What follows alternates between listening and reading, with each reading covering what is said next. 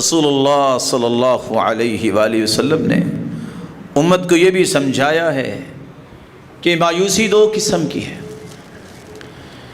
ایک مایوسی جائز ہے اور دوسری مایوسی ناجائز ہے.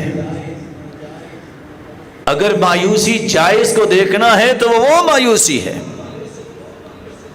آپ لوگوں کے ہاتھوں میں جو کچھ ہے اس پر ملنے پر مایوس ہو جائیں. یہ نہیں ملے گا، یہ نہیں دے سکتے، میں لوگوں سے نہیں لے سکتا. یہ مایوسی اختیار کرنی چاہیے. جب تک بندہ اس جگہ پہ مایوس نہیں ہوتا وہ اللہ سے جڑتا ہی نہیں ہے. رسول اللہ صلی اللہ علیہ وسلم کے پاس ایک شخص آیا، یا رسول اللہ علمنی واوجز، ایسی بات سکھائیے جو مختصر ہو، مجھے کبھی ضرورت نہ پڑے. قال اذا قمت في صلاتك فصل صلاة مودع.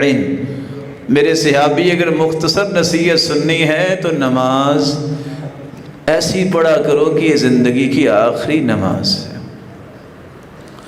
ولا تکلم بکلام تعتذر من، ایسی بات کرو ہی نہ جس کی بعد میں معذرت کرنی پڑے.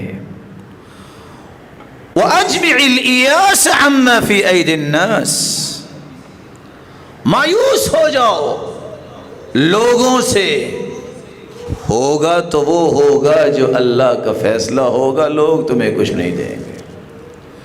دنیا کا سب سے بڑا جاہل وہ انسان ہوتا ہے جو اللہ سے تعلق توڑ کے کہتا ہے فلاں مجھے دے گا اور فلاں کے ساتھ تعلق جوڑنے سے مجھے کچھ مل جائے گا، فلاں کی آہو بغت کرنے سے میرے راستے آسان ہو جائیں گے. اس سے بڑا جاہل دنیا میں کوئی نہیں ہے.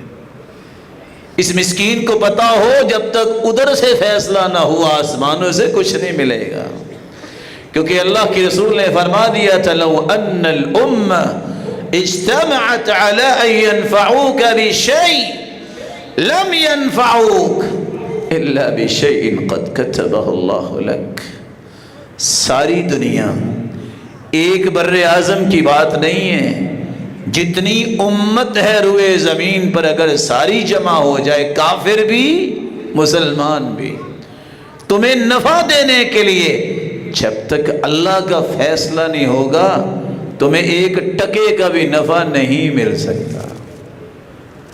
یہ عقیدہ ہے، یہ منہج ہے، یہ مسلمان کا منہاج ہے، یہ وہ حد فاصل ہے مایوسی اور غیر مایوسی سے.